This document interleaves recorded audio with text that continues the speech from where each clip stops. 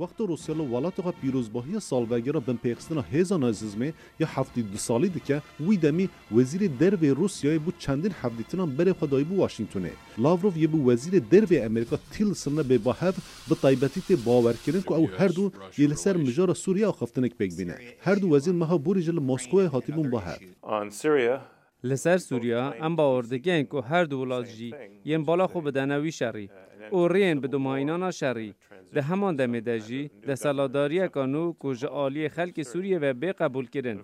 لیده ما ام بکوری دنرین ام جداهین گلگ مزن دبینین ورش بویده بیجه پرزگیره که هر سرکه پیشروجا سوریه و دناو دجه پیشروجا دستلاداری اساده که امریکا و چندین ولاتن دین مای نوی لسر دستلاداری قبول ناکن و ده همان دمیدجه اساد پشگیری خواه به طیبتش روسیا استینه پرزگیره یک دین یا سرکه ایلان کردن هرمک اوله لسوریه جه عالی روسیا و ترکیه و ایرانه و احتمال که مازنه که تیلرسن یه بخوازه که آگاهیان ده درباره و هرمه ده بسینه ورش بویده بیجه اف حفدیتینه که گل گرنگه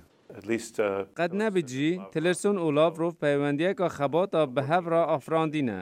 و تشتێ هەرە گرنگ ئەوە کو تلرسون بەری چەند هەفتەیەکە بە سەرۆکپۆتین ڕاهاتینە با هەڤ هەند دموکرات دەبێژن ئەو ji بۆ vekûlînên di derbarê rola Rûsyayê li ser hilbijartina seroketiya Amerîka hîn xemgîn in û ew dixwazin Tillerson vêyekê bigihîne Lavrov.